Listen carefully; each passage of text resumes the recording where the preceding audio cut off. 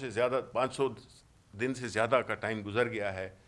اور الحمدللہ وہ اپنی پوزیشن پہ قائم اور بڑی استقامت کے ساتھ کھڑے ہیں۔ ہم کامیابی اور ناکامی اس کی ذمہ دار کون ہوگی؟ وہ یہ جو ایک حکومت برائے نام حکومت ہے جس نے کہ ایک ایسا سیاسی عدم استحکام ملک میں لائے ہیں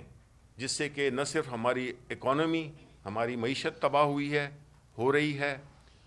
لوگ بے روزگار ہو رہے ہیں، لوگ ملک سے جا رہے ہیں، اور یہ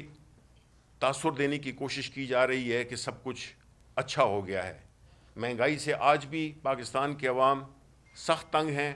ان کی زندگی ناممکن ہو گئی ہے، مہنگائی نے ان کی کمر توڑ دی ہے اور ان کو آگے کوئی مستقبل بھی اچھا نظر نہیں آ رہا، جبکہ یہ حکومت جو کہ بنیادی طور پر IMF کی ڈکٹیشنز پہ چل رہی ہے، اس کو پاکستان کی عوام کی کوئی فکر نہیں۔ اپنی نالائکیاں جو کہ پچھلے 40 سال سے جس نہج پہ اس ملک کو پہنچایا ہے، اس کو یہ لوگ ایک ایسے بے درد طریقے سے عوام پہ مظالم ڈھا رہے ہیں کہ جس کا کہ کوئی ماضی میں مثال نہیں ملتی۔ سیاسی استحکام لانا ہے، وہ بھی ان پہ فرض ہے، کیونکہ سیاسی استحکام سے معاشی استحکام جڑا ہوا ہے، سماجی استحکام جڑا ہوا ہے۔ لوگ اس وقت بڑے مضطرب ہیں، لوگ ایک غیر یقینی صورتحال سے دوچار ہیں، اور جو ہمارے اندر ملک میں جو کیفیت ہے اور جو ہمارے باہر کے ملکوں کے ساتھ جو ہم نے سینگ اڑائے ہوئے ہیں، جس میں کہ ایک افغانستان ہے، اس پہ جو ہے تو تفصیل سے بات کریں گے عمر ایوب صاحب۔ بہت بہت شکریہ۔ بسم اللہ الرحمن الرحیم۔ بہت شکریہ جی leader of the opposition senate میں جناب شبلی فراز صاحب، میری بائیں طرف بیٹھے ہیں فارمر اسپیکر جناب اور ممبر نیشنل اسمبلی اسد کیسر صاحب، ان کے ساتھ بیٹھے ہوئے ہیں ماناز قانون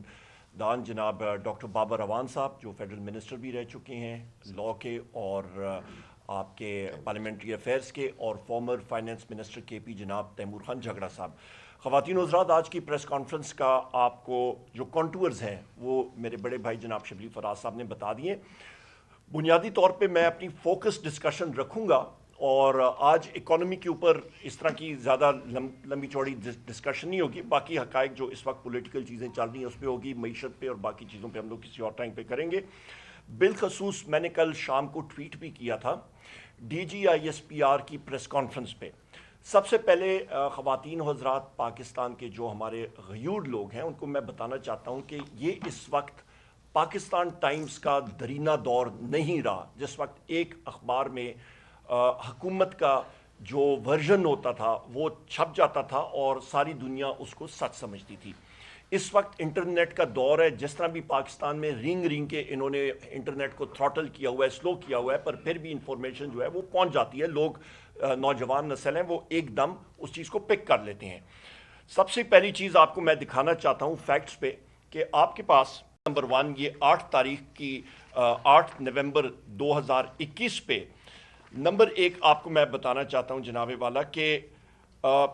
جتنے آپ کے اپوزیشن اور گورنمنٹ کے لا میکرز تھے ان کو نے کانفیڈنس میں لیا، اور اس وقت ہماری پاکستان تحریک انصاف کی وزیر اعظم عمران خان صاحب کی گورنمنٹ تھی، اور اس وقت کے آرمی چیف جنرل باجوہ صاحب اور اس وقت کے DGISI جناب فیض حمید صاحب اور اس وقت کے DGISPR major general Babar Iftikhar صاحب اور باقی جو لوگ تھے سینئر ملٹری قیادت وہ موجود تھی، اور انہوں نے بنیادی طور پہ جس وقت بریفنگ دی تو اس پہ میں یہ آپ کو انگریزی میں پڑھ کے بتا دیتا ہوں، اس کا ترجمہ کر دیتا ہوں۔ On the lawmakers demand to take parliament into confidence over the agreement with TTP. Sources said the army chief assured them that they would be taken into confidence. The sources said that the martyrdom of former Prime Minister Benazir Bhutto in a TTP attack also came under discussion during the briefing, adding that it was stressed that the agreement should be reached while keeping in view the sentiments of the families of the martyrs. Number 1 بنیادی طور پہ وہاں پہ ہم لوگ موجود تھے، اس وقت 3-4 ساتھی ہم لوگ، اس وقت اسد کیسر صاحب بھی ایز اسپیکر اس national committee of the national security committee of the national assembly کی صدارت کر رہے تھے، اور اس وقت جنرل باجوہ نے یہ اس وقت کے آرمی چیف اور ان لوگوں نے اور پی ڈی ایم گورنمنٹ نے یہ کہا کہ ہمارے مذاکرات چل رہے ہیں ٹی ٹی پی کے ساتھ، تو پھر بات کہاں پہ گئی؟ دیکھیں میں پھر بات کرتا ہوں، یہ انٹرنیٹ کا دور ہے، یہ کوئی یہ اس کا پاکستان ٹائمز کا دور نہیں رہا۔ اس پہ ہم لوگ پھر آتے ہیں جناب ایگزیبٹ نمبر 3 پہ آتے ہیں، میں جلدی بات کرتا ہوں کیونکہ میرے ساتھیوں نے بات کرنی ہے۔ اس پہ وزیراعظم عمران خان صاحب جس وقت وہ وزیراعظم تھے تو یہ 8 نومبر کی جو آپ کی جو نیشنل سیکیورٹی کمیٹی کی بریفنگ تھی، اس سے ایک دن پہلے وزیراعظم عمران خان صاحب نے اپنے ایڈریس پہ اپنی تقریر میں قومی اسمبلی میں بات کی تھی کہ پاکستان جو ہے وہ امریکہ کے ساتھ پارٹنر ہوگا پیس میں، یعنی کہ امن میں، نہ کہ کانفلکٹ میں، یعنی کہ نہ کہ جنگ میں نہیں ہوگا، پر وہاں پہ پیس یا امن لانے میں پاکستان ضرور جو ہے وہ کام کرے گا۔ اور اس کے ساتھ ساتھ پاکستان، انہوں نے یہ بھی یہاں پہ بات کی کہ یہ بریفنگ کے بعد یہ بات ہوئی ہے کہ Pakistan efforts paved the way for dialogue between Afghan factions and warring groups, اور یہ بھی بات کی گئی اس بریفنگ میں کہ Islamabad it was also noted that due to Islamabad efforts meaningful talks have begun between the U S and the Taliban, کہ پاکستان کی ایفرٹس کی وجہ سے طالبان اور امریکہ کے درمیان یہ ٹاکس شروع ہو چکی ہیں۔ اور اس وقت یہ بھی کہا گیا خواتین و حضرات کہ پاکستان's territory is not being used in the ongoing conflict in Afghanistan, and we hope that Afghanistan land is not used against Pakistan, the DGISI had said during the session۔ اس وقت فیض حمید صاحب تھے DGISI، اور انہوں نے یہ کہا کہ پاکستان کی سرزمین جو ہے وہ افغانستان کے خلاف نہیں استعمال ہو رہی، اور نہ ہی اور ہم لوگ یہی توقع کرتے ہیں کہ افغانستان کی زمین جو ہے وہ پاکستان کے خلاف نہیں استعمال ہوگی۔ اس وقت امن تھا خواتین و حضرات، وجہ کہ انٹیلیجنس ایجنسیز اپنا وہ کام کر رہی تھیں جس کے لیے انٹیلیجنس ایجنسیز بنی ہیں،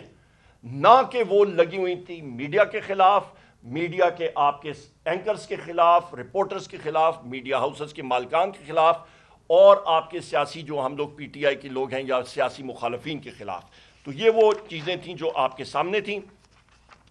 اس وقت پاکستان جو ہے وہ ترقی کر رہا تھا، اور یہاں پہ میں یہ کہتا چلوں خواتین و حضرات کہ